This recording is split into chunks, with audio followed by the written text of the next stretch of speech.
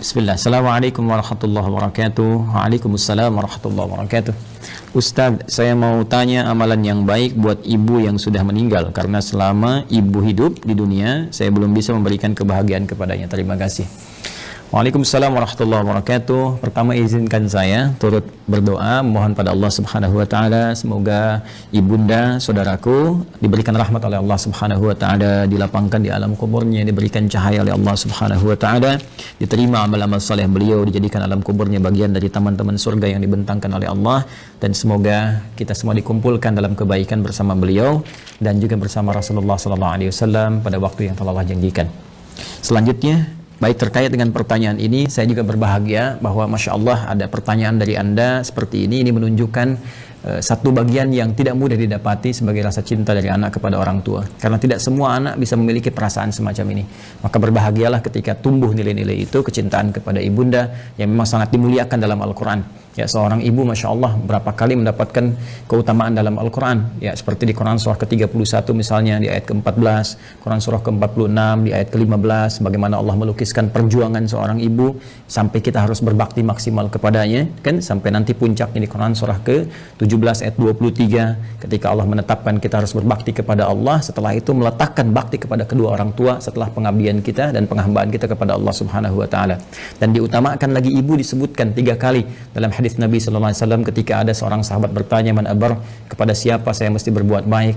Maka Nabi menjawab, ummak, kepada ibumu. Qala thumma man, kemudian kepada siapa? Qala ummak, kepada ibumu. Qala thumma man, kemudian kepada siapa? Qala ummak, ibumu. Baru kemudian yang keempat disebut abak. Ya, bukan berarti dalam konteks ini ayah misalnya tidak punya prioritas, tidak. Tapi ini ingin menunjukkan bagaimana keutamaan seorang ibu yang memiliki keistimewaan di hadapan Allah dan Rasulnya. Pun demikian ayah pun nanti punya keutamaan dalam konteks yang terpisah. Dari sini Nabi memberikan bagaimana isyarat kepada para sahabat, ya ridwanullah alaihim jami'an, untuk berbakti kepada ibundanya. Ya, dalam keadaan hidup misalnya, kalau Anda buka kitab Al-Adabul Mufrad karya Al-Imam Al-Bukhari, dikisahkan bagaimana seorang yang berjuang sudah berangkat ke medan jihad, dilaporkan oleh kawannya, ya ibunya sedang menangis. Ya, karena belum bisa melepas kepergiannya pada saat itu, belum ketemu chemistry-nya. Ya, maka Nabi memanggil kemudian si anak muda ini, yang dipanggil oleh Nabi, maka Nabi katakan kepadanya, idhab, ya irji' ila ummik, bermakna pergilah kembali, pulang kepada ibumu, buat dia tertawa sebagaimana engkau telah membuatnya menangis. Buat dia tertawa sebagaimana engkau telah membuatnya menangis. Ini para ulama mengomentari bagaimana kedudukan seorang ibu sampai jihad berbakti kepadanya dalam keadaan hidupnya, membahagiakannya, memuliakannya, ya itu diutamakan bahkan melebihi jihad dalam medan perang jika ada kemudian hal-hal yang menuntutnya secara syar'i. Al-Imam Ali bin Abi Thalib karramallahu wajhah, ya, mengomentari statement Nabi sallallahu alaihi wasallam ketika menyebutkan 3 kali ummak, ibumu. Maka dikomentari oleh beliau, karena ibu memiliki 3 keistimewaan yang tidak didapati oleh ayah. Yang pertama, ibu yang mengandung, ayah tidak mengandung. Yang kedua, ibu melahirkan, ayah tidak melahirkan. Yang ketiga, ibu menyusui, ayah tidak menyusui. Dengan 3 keutamaan ini, Nabi kemudian memberikan gambaran ibumu. Ada komentar yang lain bahwa ketika orang ini bertanya, maka peluang terbaiknya untuk berbakti ada kepada ibunya. Sehingga Ibnu Abbas radhiyallahu ta'ala anhuma ketika didatangi oleh seseorang di masa beliau menjadi mufti, ya, aku punya persoalan, aku punya maksiat yang cukup tinggi aku kerjakan, bagaimana cara bertobat kepada Allah Subhanahu wa taala? Ibnu Abbas kemudian berkata, apakah engkau masih punya ibu? Ya, kata orang ini, ya, aku masih punya ibu. Maka kata Ibnu Abbas radhiyallahu ta'ala anhuma, pergilah engkau pulang, ya, kemudian layani ibumu, bahagiakan ibumu, ya, dan berbuat baiklah kepada ibumu. Orang ini bertanya, kenapa engkau berfatwa demikian, kan? Dia tidak menyuruh misalnya saya maksimalkan salatnya, maksimalkan misalnya sedekahnya, tapi yang diutamakan ke ibu. Karena kata Ibnu Abbas radhiyallahu taala anhuma, saya tidak melihat yang lebih utama untukmu saat ini kecuali yang itu. Inilah bagaimana kejeniusan Ibnu Abbas radhiyallahu taala anhuma, karena memang dalam narasi-narasi ayat-ayat Al-Qur'an firman Allah Subhanahu wa taala, kedudukan membahagiakan berbakti kepada ibunda itu langsung ditempatkan oleh Allah Subhanahu wa taala setelah penghambaan kita kepada Allah. Wa qadha rabbuka alla ta'budu illa iyyah wa bil walidaini ihsana. Kepada kedua orang tua kita wajib berbuat baik di tempat setelah penghambaan kepada Allah. Dan di antara kedua orang tua ini, ibu menempati posisi yang sangat tinggi. Wasainal insana biwalidayhi hamalathu ummuh. Jadi ketika 2 ini disebutkan, kata Allah di Quran surah 31 di ayat ke-14, dan kami wasiatkan kepada kedua ke seluruh anak-anak itu untuk berbakti kepada kedua orang tuanya. Siapa di antara mereka kalau mau didahulukan? Ya hamalathu ummu, maka prioritaskan ibumu dulu, ya kan? Ayah juga kita hormati, ya kita istimewakan, tapi ibu di sini dalam konteks kita ada pertanyaan, ibu mendapatkan kedudukan yang sangat luar biasa. Demikian di Quran surah ke-46 ayat 15. Nah, ini yang paling menarik dalam konteks kehidupan. Allah, Rasulullah SAW meminta kita memaksimalkan, orang banyak berbuat baik, tapi tidak sedikit orang-orang yang bisa memaksimalkan itu setelah ibunya wafat. Dan Anda termasuk yang dianugerahi oleh Allah Subhanahu wa taala kemampuan, keinginan dan azam untuk berbuat baik ibu walaupun telah wafat. Maka berbahagialah. Di antara caranya ada yang Nabi SAW sampaikan, bahkan disebutkan dalam hadis riwayat Muslim sampai dengan 9 lafaz. Saya sebutkan hadisnya, qala Rasulullah sallallahu alaihi wasallam, idza matal insanu atau idza matal abdu.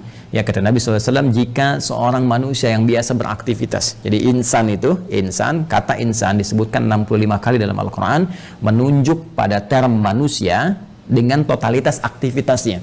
Jadi kalau terkait dengan nafsunya, tampilan fisikalnya disebut dengan bashar, 35 kali disebutkan dalam Al-Quran. Jika terkait dengan sifat-sifat lembutnya, harmoninya, yang berbeda dengan jin, ya, dari penampakan dan gaibnya, itu disebut dengan al-ins. 18 kali ins dan jin dipasangkan dalam Al-Quran.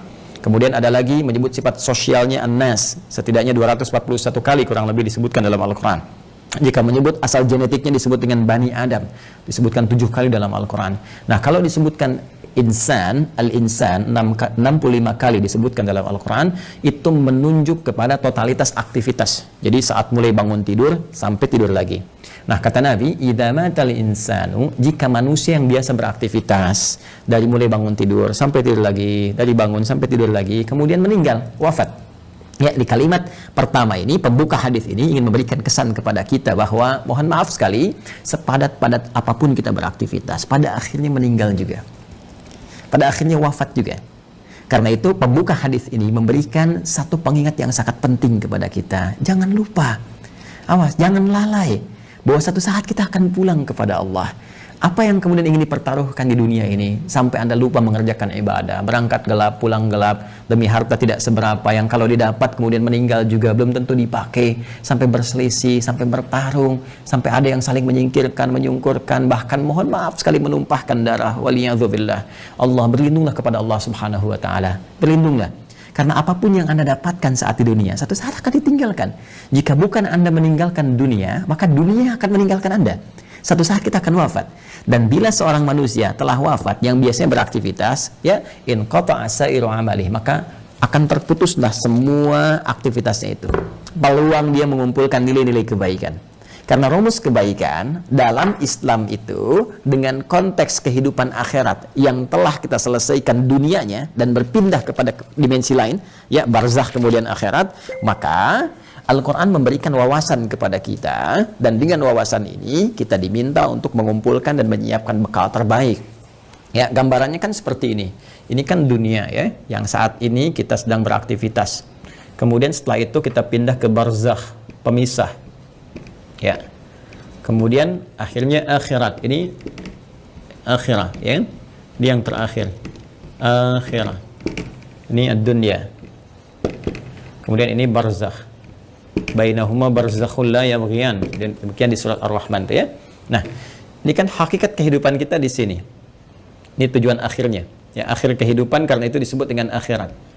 Sekarang kita ada di sini. Ya. Tempat beraktivitas sementara.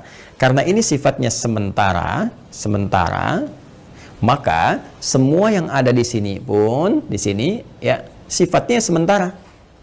Ya, mohon maaf, usia kita ini sifatnya sementara, tidak abadi. Ya, hanya sementara saja. Dibatasi dengan apa yang disebut dengan ajal namanya. Ya kan? Jadi begitu ajalnya tiba, maka selesailah kemudian usia kita. Ini batasan ini contohnya misalnya di Quran disebutkan di surah ke-7 Al-A'raf di ayat 34. Walikulli ummatin ajal, dan setiap umat itu bukan 1-2 orang, semua umat yang pernah beraktivitas di bumi mereka memiliki batas usia. Fa idza jaa ajaluhum la yastakhiruna sa'atan wa la yastaqdimun. Jika telah tiba ajalnya, maka tidak akan pernah bisa dimajukan atau dimundurkan. Pada saat itu berhenti, selesai. Ya, berhenti dan selesai, akan didatangi oleh maut namanya. Ya, maut. di Quran surah ketiga Ali Imran di ayat 185. Kullu nafsin dha'iqatul maut. Maka maut datang ya untuk sudah menerapkan perintah Allah Subhanahu wa taala sesuai dengan batas ajal ini dan mengambil kembali untuk memindahkan kepada dimensi berikutnya. Yang bertugas membawa maut ini nanti ada bahkan satu malaikatnya khusus spesifik disebut dengan malakul maut ya di Quran surah ke-32 di ayat yang ke-11 ya paling kanan agak ke bawah. Qul yatawaffakum malakul mautil ladzi wukkila bikum. Ya, katakan Muhammad SAW bahwa setiap yang hidup itu akan didatangi oleh malakul maut. Jadi ada malaikat khusus ya yang ditugasi untuk membawa maut. Maka kalau ini sudah tiba, maka selesai ajal. Nah, maka yang biasanya kita ini beraktivitas, aktif, bekerja dengan segala yang kita dapatkan dalam kehidupan dunia. Mohon maaf, bidangnya mungkin beragam, ya. Ada yang di kesehatan, kedokteran, medis, ada yang insinyur, ada yang di militer, tentara, ada yang Polri misalnya, ada yang di politisi, ya, di politik, jadi politisi misalnya, ada yang di pemerintahan, birokrat, ada yang ustadz mengajar, dosen, guru dan sebagainya. Pada akhirnya sepanjang semua bernama makhluk ya dan spesifik manusia, pada akhirnya semua kegiatan itu akan tuntas selesai. Ya, semua manusia yang beraktivitas tadi disebut dengan insan, al-insan. Ya, ada surah ke-76 dalam Al-Qur'an al-insan. Ya, kata Nabi, "Idza matal insan", jika semua manusia yang beraktivitas ini sudah tiba nih, sudah tiba ajalnya. Ya, tiba maut. Ya, maut itu sifatnya, keadaannya. Mata itu kata kerjanya, mata yamutu mautan. Ya, mata yamutu mautan. Idza matal insan, jika tiba maut ini menjemput manusia, ya, sudah datang ajalnya, tiba maut dan menghentikan semua aktivitas yang pernah ia lakukan. Tadi saya katakan, semua pembuka di hadis ini kalimatnya singkat padat, cuma 2 kata, matal insan, tapi pesannya sangat dalam, memberikan kesan bahwa apapun yang kita banggakan pada hakikatnya akan selesai. Apapun yang kita tonjolkan dalam kehidupan, pada hakikatnya akan selesai. Apakah harta benda yang kita tampilkan, apakah kedudukan yang kita tonjolkan, dan sebagainya, semua akan tuntas selesai dengan tibanya maut. Ya, karena sifatnya kehidupan kita di dunia ini sementara, maka usia pun sementara, bekalnya pun sementara. Silakan Anda kumpulkan sampai banyak bermewah-mewah misalnya. Mohon maaf, kendaraan banyak yang mewah, pakaian mewah. Pada akhirnya meninggal nggak dibawa. Ya, alam kubur itu tempatnya hanya setempat seukuran jasad kita saja. Nggak ada seukuran rumah Anda, seukuran mobil Anda untuk memasukkan semua aset Anda. Tidak selesai, kawan. Karena itu sering-kali merenung, sering-sering merenung. Pada akhirnya apa sih yang mau dicapai di kehidupan dunia ini kalau kita memang akan berpindah? Dan setiap tempat yang disinggahi, fitrahnya membutuhkan bekal. Ya, Anda saja di dunia, saya sering katakan dalam konteks kehidupan dunia saja. Misal, saat ini saya ada di Bekasi misalnya, ya kan? Saya akan pergi di satu provinsi yang sama, ya. Misalnya ke Bandung lah, sama-sama Jawa Barat misalnya. Atau ke tetangga ke Jakarta misalnya. Ya. Ini kita ke Jakarta saja yang jaraknya tidak terlampau jauh, mesti punya bekal. Ke Bandung mesti punya bekal. Apatah kalau saya ingin ke Sumatera, kalau saya ingin ke Papua, atau saya ingin keluar Indonesia misalnya, pasti harus punya bekal. Mustahil berpindah tempat, ruang, dan waktu tanpa bekal memadai yang kita bawa. Itu mustahil. Ya, nah kalau dalam konteks keduniaan saja mesti punya bekal, maka bagaimana dengan dimensi yang berbeda? Dunianya kita tinggalkan. Ini kan kalau dari sini masih ke Malaysia masih dunia, ya kan? Ke Amerika masih dunia. Ini sekarang kita meninggalkan dunia. Bahkan pengumuman disampaikan telah meninggal dunia. Artinya meninggalkan dunia, maka mutlak mesti punya bekal. Dan di dalam konteks keduniaan saja bekalnya bisa beda. Saya pergi ke Arab, di Arab mungkin kulturnya beda, makanan pokoknya tidak sama, maka bekal yang dibawa pun akan menyesuaikan dengan itu. Sekarang kalau dalam konteks kehidupan dunia saja, bekal di satu tempat bisa berbeda, maka apalagi dengan dimensi yang berbeda. Mesti ada bekal untuk hadir ke sini. Ya. Di saat kita bawa ke sini, semua bekal dunia tanggal, yang dunia ini hilang. Ya, karena beda tempat. Sekali lagi, apa yang kita bawa di sini, kita bawa rupiah dari sini. Apakah akan laku dibawa di Amerika? Ya, laku misalnya dibawa di Kanada, laku dibawa di Jerman dan sebagainya. Belum tentu. Belum tentu, kita harus tukar dulu gitu kan? Atau barangkali belum berlaku misalnya dan seterusnya. Boleh jadi. Nah, sekarang kita akan pindah tempat, dimensi berbeda. Apa yang harus kita bawa? Apa yang harus kita siapkan di dunia ini? Ya, sehingga kita bisa bawa saat berpindah ke alam barzakh ini sebagai persiapan menuju akhirat. Ya. Maka tiada lain, rumusnya lanjutkan hadisnya. In qata'a sa'iru amalih, maka terputus semua peluang amalnya. Ya, pertama amal.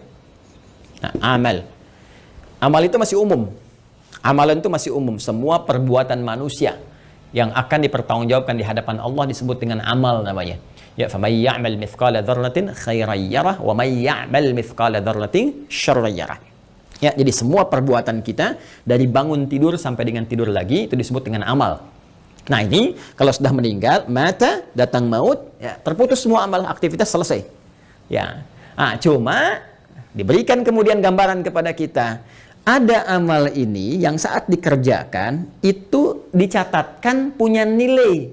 Yang nilai ini menjadi bekal yang akan dibawa ke dimensi selanjutnya, ke ruang selanjutnya setelah kita wafat. Singkatnya dibawa ke alam barzakh, bahkan sebagai bekal menuju akhirat. Dan ini bisa kita siapkan saat di dunia.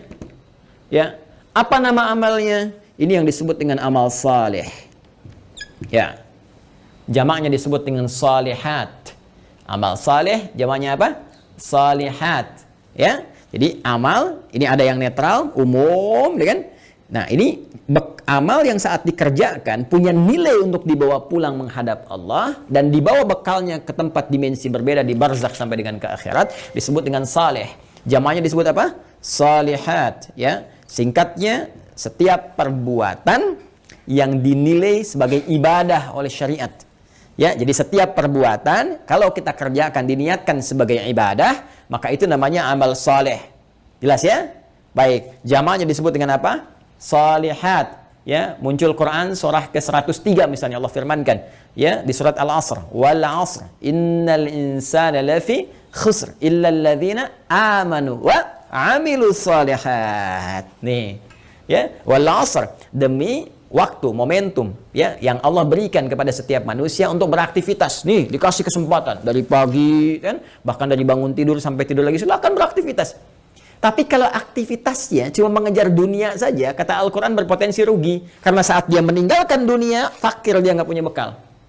Ya, ada di antara mereka yang cerdas. Mereka beraktivitas, mengerjakan dunia, bahkan kaya dalam kehidupan dunianya. Kaya, mobil punya, kendaraan cukup baik, di rumah baik juga, Masya Allah. Tapi yang paling menarik, mereka juga punya persiapan-persiapan akhiratnya. Apa itu? Illalladzina amanu wa amilus shalihat. Ya, kecuali orang-orang yang cerdas, mereka beriman, yakin di antara keimanan mereka, selain iman kepada Allah, iman kepada Rasulullah, mereka pun yakin, iman tanpa ragu, ada kehidupan setelah wafat.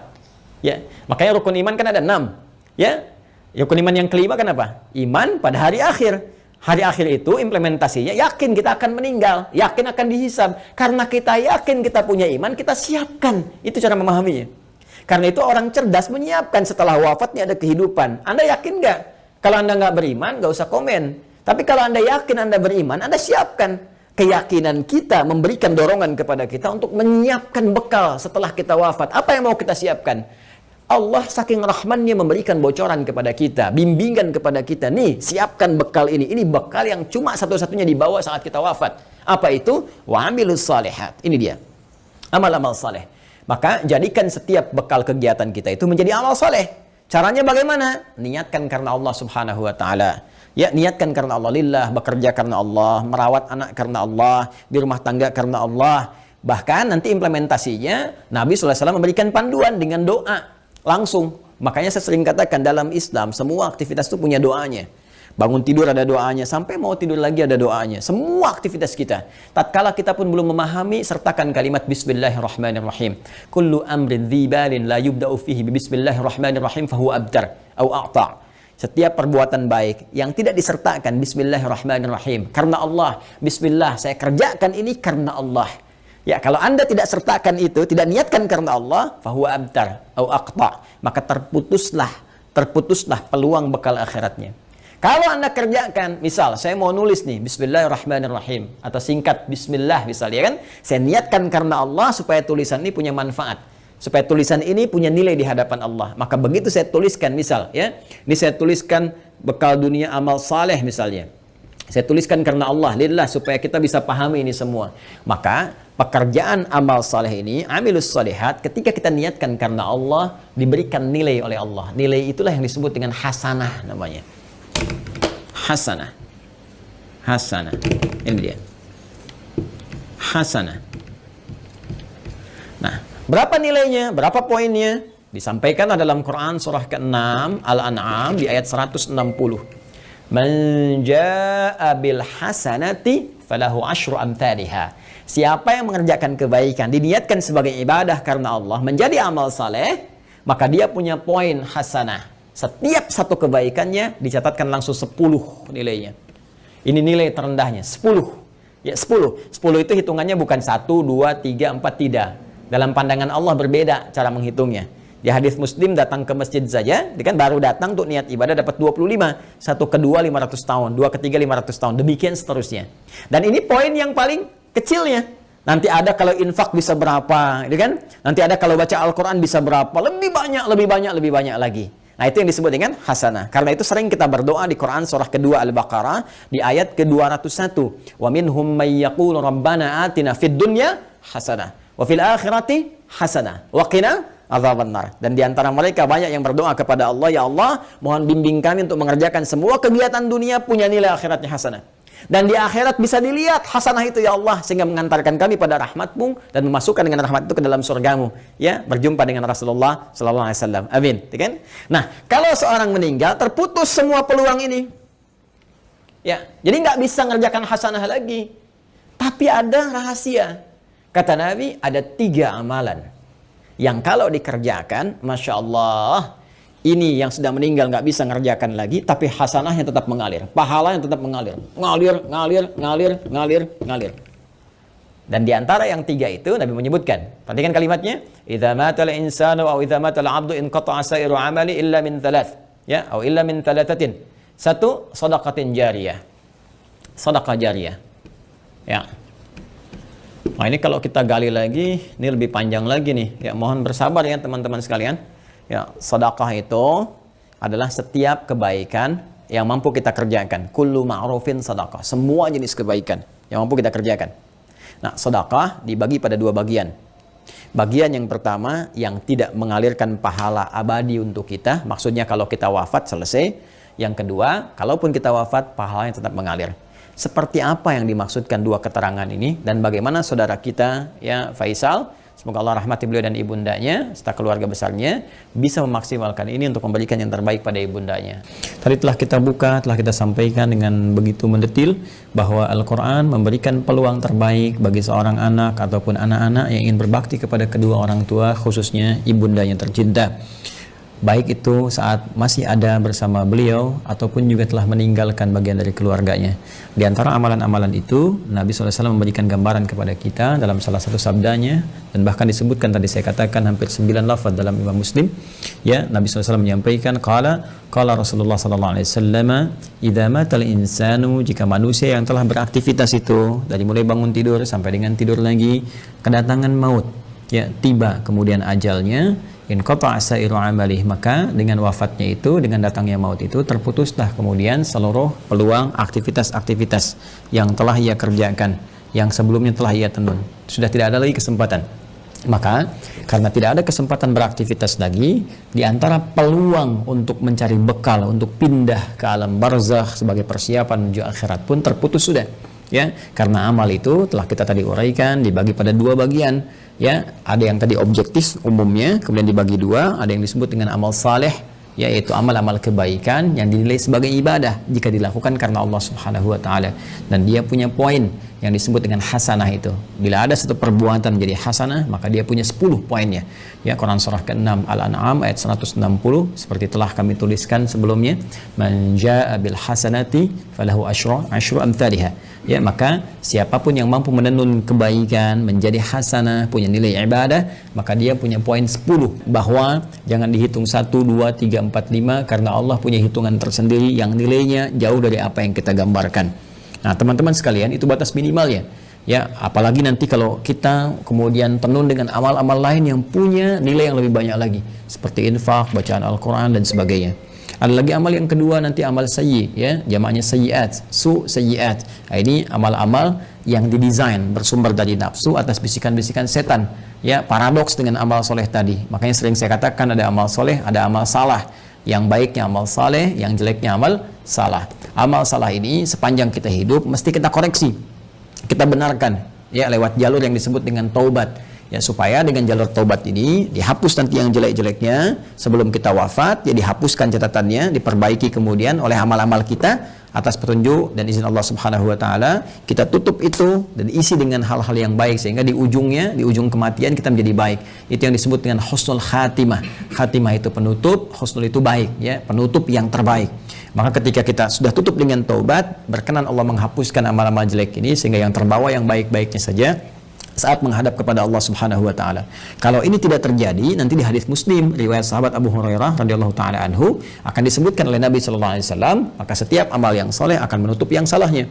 Ya, misal nanti yang ini salat, yang ini misalnya senang bikin hoax, maka yang salatnya akan menutup perbuatan hoaxnya. Yang ini misalnya puasa, yang ini senang berselisih, maka yang puasa akan menutup selisihnya. Demikian seterusnya sampai ditimbang nanti. Bahkan ada orang yang bangkrut disebut dengan muflis, ya, disebut dengan muflis. Jadi begitu habis amal salehnya, masih ada amal salahnya, maka bangkrut dia karena nggak punya lagi penutup. Ya, habis modalnya ini, tersisa keburukannya, maka diambillah kejelekan orang-orang dizalimi, ditimpakan kepadanya, dilemparkan ke neraka. Itu yang disebut dengan muflis. Waliyadzubillah, kita berlindung kepada Allah Subhanahu wa taala dari perbuatan tadi. Nah, sekarang ada orang yang telah wafat, gak bisa mengerjakan amalan lagi, tapi apakah dia berpeluang masih mendapatkan baik balasan-balasan pahala, ya, transfer pahala kebaikan? Karena kalau sudah di alam barzah, kita nggak bisa kirim makanan, kita nggak bisa misalnya kirim perhiasan, kita nggak bisa kirim kebutuhan dunia, karena dimensinya beda, ruangnya sudah lain, alamnya sudah berbeda. Yang harus kita kirimkan kepada mereka adalah bakal real yang mereka butuhkan. Nah, kata Nabi, ada 3 peluang yang mungkin didapatkan oleh mereka yang telah wafat, ya, walaupun mereka telah meninggal dunia dan tidak beramal lagi. Yang pertama tadi telah kita singgung, sedekah jariyah. Ya, sedekatin jariyah, yaitu amal-amal kebaikan yang pahalanya tetap mengalir. Ya, saya ulang, amal-amal kebaikan yang pahalanya tetap mengalir. Jadi, pertama, teman-teman, sedekah ini adalah gambaran dari semua perbuatan-perbuatan baik. Ya, dalam fikih disebut dengan kullu ma'rufin sedekah. Semua perbuatan baik yang mampu dikerjakan itu disebut dengan sedekah. Karena itu zakat dalam Al-Qur'an disebut juga dengan sedekah. Ya, khudz min amwalihim sedekah. Ambil dari zakat yang telah masuk, ya, nisabnya, haulnya, ambil itu, ya, sebagai bagian dari perbuatan baik. Sedekah yang membuktikan kebenaran iman. Jadi sedekah itu bisa diartikan pembuktian kebenaran, sesuatu yang baik, sesuatu yang jujur, dan nilai-nilai kemuliaan. Itu diantara makna sedekah. Karena itu kenapa perbuatan baik disebut dengan sedekah? Ini pertama pembuktian dari keimanannya. Jadi iman itu implementasinya kebaikan-kebaikan. Untuk membuktikan kita beriman, maka diminta oleh Allah kepada kita semua membuktikan lewat amalan baik. Karena itu lisan diminta berkata baik, tangan bekerja baik, kaki melangkah pada yang baik. Itu pembuktian iman. Karena itu orang beriman mustahil berbuat yang tidak baik. Karena itu kata Nabi, la yasrikul mu'min, indama yasrik fahuwa mu'min. Mustahil orang beriman itu korupsi, orang beriman itu mencuri. Ketika mencuri ada iman dalam dirinya. Maksudnya Nabi mempertanyakan, imannya kemana sampai bisa mencuri? Imannya kemana sampai bisa berbuat maksiat, kan? Jadi iman itu akan mendorong kita berbuat baik. Karena itu semua perbuatan baik disebut dengan apa? Sedekah. Nah, perbuatan baik yang disebut dengan sedekah ini dibagi 2 bagian. Ya, dibagi 2 bagian. Ada yang disebut dengan sedekah tsabitah. Ya, saya hapus dulu ini. Sedekah tsabitah. Dia sedekatun, sedekah. Ada yang disebut dengan tsabitah. Ya, tsabitah itu sudah yang tetap, berhenti gitu kan? Atau waqifah, berhenti sampai di situ. Ya, berhenti saja sampai di kehidupan dunianya. Maksudnya apa? Saat dia beramal di dunia, saat hidup dituliskan pahalanya. Tapi ketika wafat selesai, waqifah, tsabitah, berhenti sampai di situ saja. Dalam konteks kehidupan dunia saja. Saat dia beramal. Jadi saat dia hidup di dunia, kemudian misalnya dia salat nih. Ya, si A misalnya salat.